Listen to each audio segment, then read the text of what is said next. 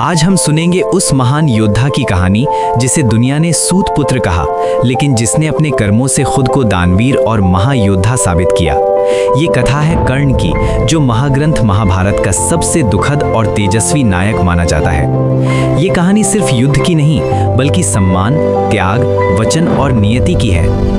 कहानी शुरू होती है राजकुमारी कुंती से, जिन्हें एक वरदान मिला था कि वे किसी भी देवता का आवाहन करके संतान प्राप्त कर सकती हैं। जिज्ञासा में उन्होंने सूर्यदेव का आवाहन किया और तेज से भरे दिव्य पुरुष प्रकट हुए। सूर्यदेव, उनके तेज से एक बालक उत्पन्न हुआ जो जन्म से ही कवच और कुंडल धारण किए हुए था। वो कोई साधारण बालक नहीं था, वो दिव्य था, तेजस्वी था, अजेय था। पर समाज के डर से कुंती ने उस नवजात को एक टोकरी में रखकर नदी में बहा दिया। यहीं से शुरू होती है कर्ण के जीवन की पहली पीड़ा, जन्म से ही त्याग।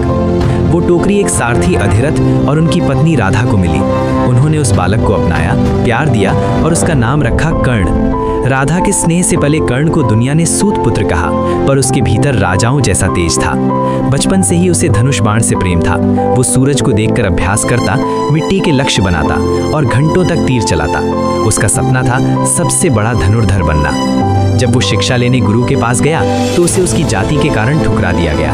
अंततः वो पहुंचा महान गुरु परशुराम के पास, लेकिन वहां भी उसे अपनी पहचान छुपानी पड़ी। उसने स्वयं को ब्राह्मण बताया ताकि शिक्षा मिल सके। परशुराम ने उसे दिव्य अस्त्रों का ज्ञान दिया। कर्ण अद्भुत शिष्य साबित हुआ, पर नियति फिर उसके सामने आई। एक दिन गुरु उसकी गोद में सिर रखकर सो रहे थे, तभी एक कीड़ा कर्ण की जांघ में धंस गया। खून बहता रहा, दर्द असहनीय था, पर गुरु की नींद न टूटे, इसलिए कर्ण चुप रहा। जब परशुराम जागे तो समझ गए कि इतना कष्ट कोई ब्राह्मण नहीं सह सकता। सत्य सामने आया और क्रोधित होकर उन्होंने शाप दिया कि जब भी कर्ण को दिव्य अस्त्रों की सबसे अधिक आवश्यकता होगी, वो उनका मंत्र भूल जाएगा। समय बीता। हस्तिनापुर में राजकुमारों की शस्त्र परीक्षा हो रही थी। वहां अर्जुन ने अपनी अद्भुत धनुर्विद्या दिखाई। तभी सभा में कर्ण ने प्रवेश किया और अर्जुन को चुनौती दी। उसकी कला देखकर सब चौंक गए, पर फिर वही प्रश्न उठा, तुम्हारा जन्म कौन है? जब वो उत्तर न दे सका तो उसे अपमानित किया गया। उसी समय आगे आए दुर्योधन। उन्होंने कर्ण का अपमान नहीं, सम्मान देखा। उसी क्षण दुर्योधन ने कर्ण को अंग देश का राजा घोषित कर दिया। उस दिन कर्ण को पहली बार किसी ने उसका योग्य स्थान दिया और कर्ण ने जीवन भर के लिए दुर्योधन को मित्र मान लिया। कर्ण केवल योद्धा नहीं, अतुलनीय दानी भी था। कहा जाता है कि उसके द्वार से कोई याचक खाली नहीं लौटता था। सोना, रथ, धन, यहाँ तक कि अपना सुरक्षा कवच भी वो सब दान कर सकता था। उसकी कीर्ति चारों दिशाओं में फैल गई। दानवीर कर्ण। युद्ध का समय पास आया।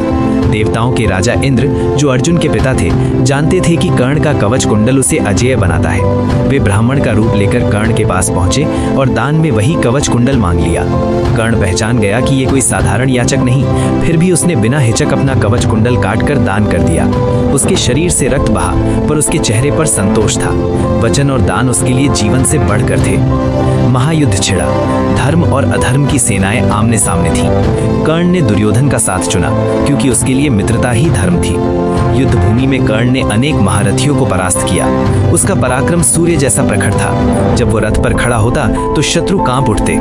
युद्ध के एक दिन पहले कुंती उसके पास आई और सत्य बताया, तुम मेरे ज्येष्ठ पुत्र हो।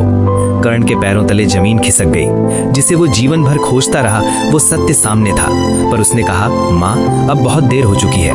मैं मित्र धर्म नहीं छोड़ सकता, पर वचन देता हूँ तुम्हारे 5 पुत्र जीवित रहेंगे। अर्जुन या मैं, एक ही बचेगा।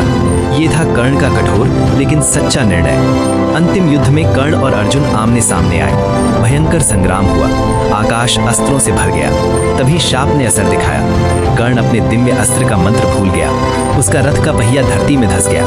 वो उसे निकालने लगा और युद्ध विराम की बात कही, पर युद्ध के नियम और परिस्थितियां उसके विरुद्ध थीं।